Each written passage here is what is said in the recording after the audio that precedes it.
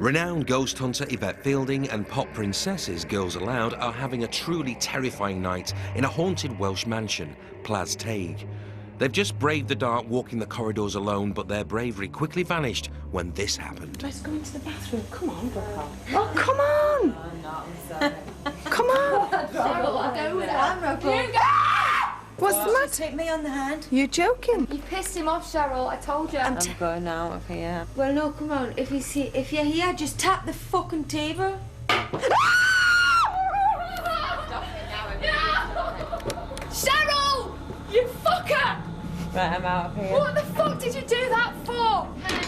Having regrouped with Nicola, the girls don't waste any time getting out of there and rush to meet Yvette in the taxi.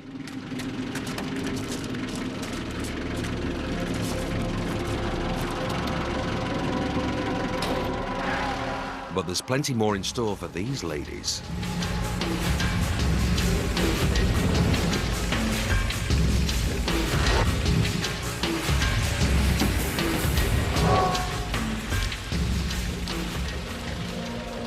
Our second location this evening is an old abandoned sanatorium hospital isolated in the depths of Cheshire. This sprawling, derelict site is over 100 years old and is almost in total darkness, which won't help the girls' nerves. Welcome, girls. As Yvette drops the girls off, local history buff Dan Clark is here to give the group some background on the place. Nice to meet you. Okay, and welcome to what's reputed to be one of the most haunted locations in Cheshire. Nice. Yes, what you actually see here is the main hospital building. The main hospital building was built in the early 1900s. It was built to treat people with tuberculosis, which back in the day was a very serious illness and a very infectious illness, and hence why it was built in such a remote location. You're surrounded by woodland, so you are very, very remote here. It's a sad fact that lots of people were actually sent here to die. In the first 50 years, there was a huge amount of deaths here. One thing you must remember, there was no real cure for this, so what they had to do is they were left here in solitude and had to kind of just, you know, get fresh air treatment and stay away from society. Oh. It's a very sorrowful place. One such thing is that if you see this canopy area here, this is the only real exit out of the hospital for trolleys and beds. Trolleys and beds are actually wheeled down this canopy area here. I don't like it at all. From the main basement of the hospital, which is taken into this area here, which was actually where it's alleged that the more poorly patients were actually taken to die. When researching the place like I have done over the last year, you do hear a lot of rumours about the place. So one such rumour is that in the grounds surrounding the hospital, there were actually people murdered. 2 students were murdered in the grounds. No one was ever actually caught or brought to justice for those murders. So the issue we have here is, you know, there was a murder on the loose, and it obviously caused turmoil and upset. When did this place become inactive? Became inactive about 15 years ago. Only 15 years ago? But it has stood still for 15 years with no one inside it. But if we head over here, I'm going to show you to another location which might interest you. I'm going to show you over to the mortuary. Even Kimberly, the most cynical of the group, is looking very apprehensive at the thought of braving this place in the dark. Right, OK, girls, and this is the point where I'll actually leave you now, at the mortuary. OK, so if you follow the footpath along, you'll be left in the careful hands of Yvette. Probably the most ominous building on this site is here, the morgue, where bodies were brought for post-mortems. It still houses some original equipment. Hello, ladies. As the girls are greeted by Yvette, we have our psychologist, Jeffrey Beattie, watching their every move outside. It's interesting just watching them walking in because they are very, very hesitant now. Nicola's just come in, and the first thing she's done, she's got her hand to her mouth covering it. Sarah's doing these self-comforting, touching movements. They are more anxious than they were in the previous house because they've had a major experience there, and Sarah's now absolutely convinced there's something in all of this. Prior to this séance, Yvette has been briefed by a medium about specific spirits apparently present in the morgue. Now she hopes to contact them. This would have been the mortuary slab where all the bodies would have been laid out, obviously once they were dead. Embalmed, some bodies were dissected, and of course the sink at the bottom would have been where all the blood and horrible bits were collected. Nicola just keeps smoothing her clothes down, fixing her hair, they're all very concerned. Sarah's playing with her hair more or less constantly.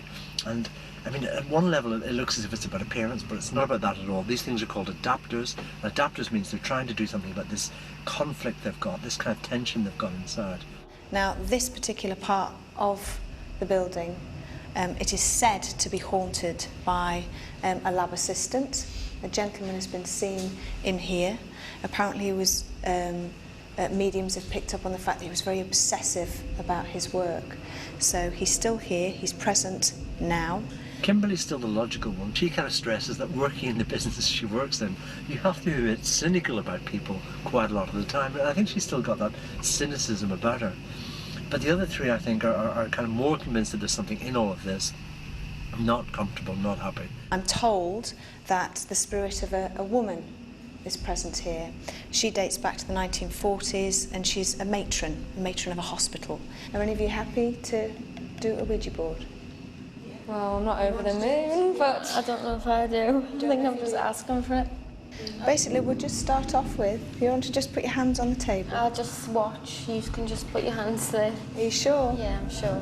Nicola's nerves get the better of her again. She withdraws from the Ouija board and anxiously keeps watch at the back of the room. There's a kind of stillness in Nicola, which is, of course, a very common response to fear. You know, this situation where your pupils dilate, you're absolutely still, you're taking it all in, you know that her heart's racing, she'll be very sensitive to any threat, stimulation in the environment, anything at all. She's kind of looking around more or less constantly.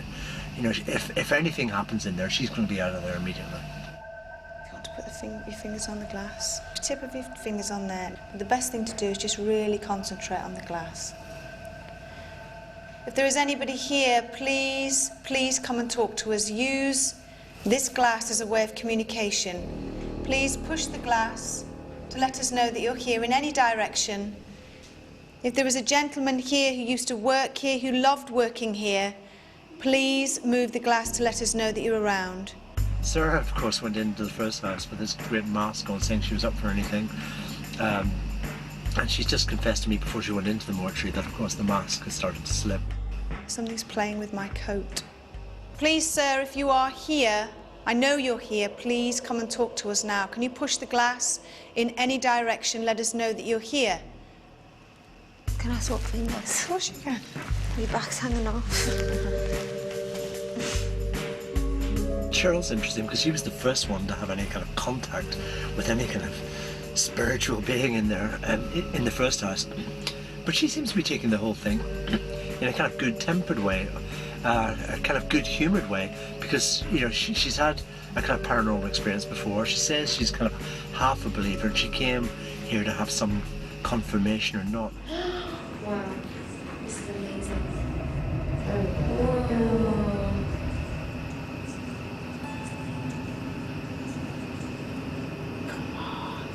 One of the most interesting aspects of the whole experiment, of course, is that to see the effects of all of this fear and tension on the group of girls. And, you know, one way they could have reacted was to bond together as a unit, but of course that hasn't happened at all. Please move the glass. My hand's freezing as you are. Yeah, it's absolutely frozen. Oh, God, my hand is freezing. Mine too, mine too. Mine is now, but there's a draft from every angle. It's doing it. It's doing it. Wow.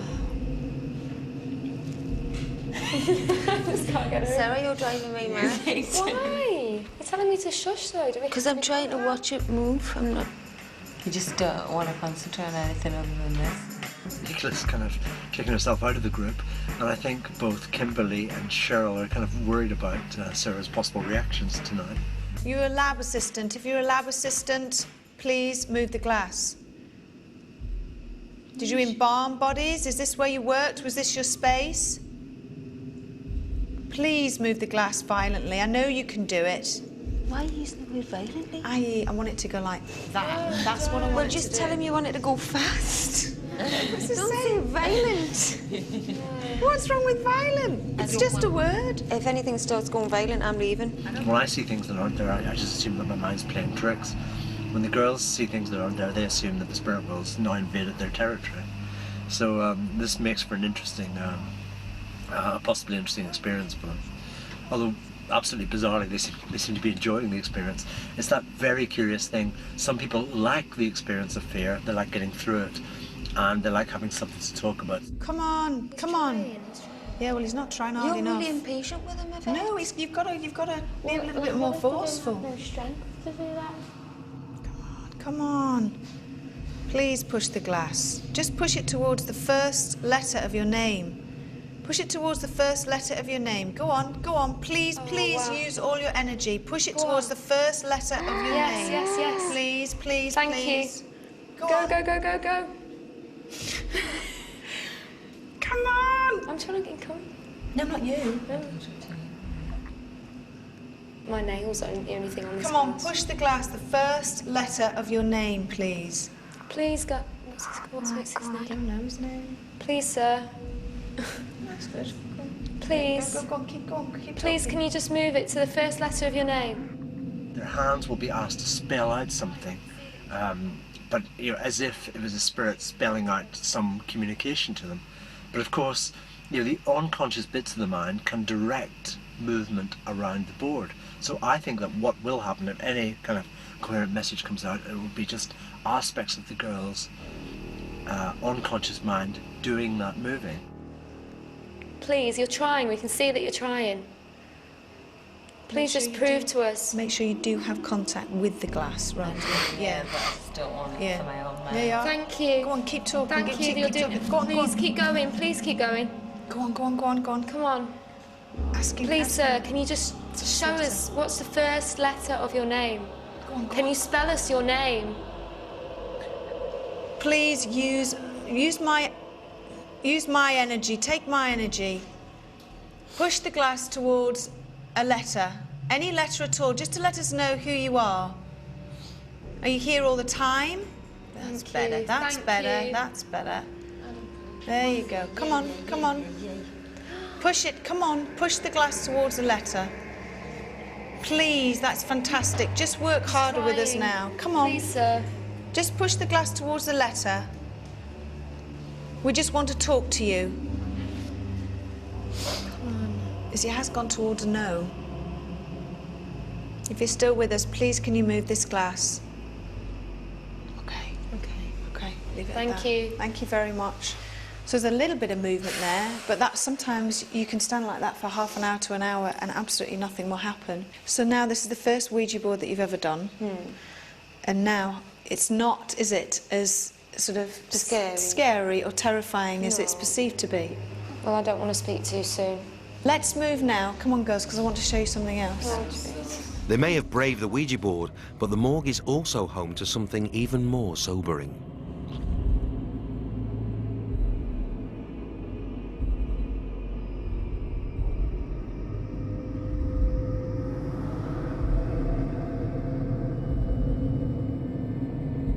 Yvette's now taking them to the freezers where the bodies were stored. She's just opening the doors, and of course you can see the trays in which the bodies would have been placed. Does anybody want to get in? No. After you. Do you want to get in? After you. No, thank you. I'll get in, but I'll get in with someone else. No, really. You're not being serious. Well, if you said to me, go on then, I'll do it, I'll get in with you. That could be full of disease. Just the dirt for me. It's just the dirt for you. You would get in it, would you? I'm not scared. I wouldn't want to shut the door. I think, of course, what the mind is doing now is it's filling in the gaps here. It's telling you what was in these trays. So, these are sensitive girls. Like, their mind will be, giving them a very powerful visual image of a body placed on this slab. So even if you don't believe in the spirit world, what she's doing is she's conjuring up a very emotive image. It's reminding us all of our own mortality.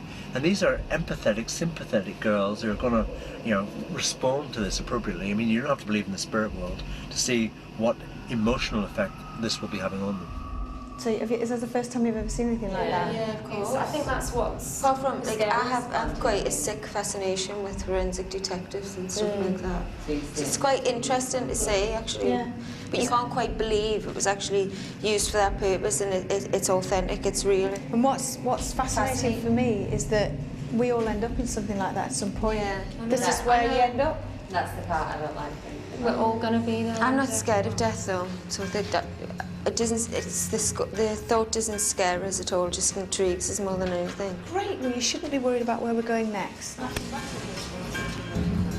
Mortuary slabs and body freezers. What will the girls be faced with next? And will Nicola be brave enough to carry on, or is it taxi time as we head into more terror? Can you show yourself? Was that you?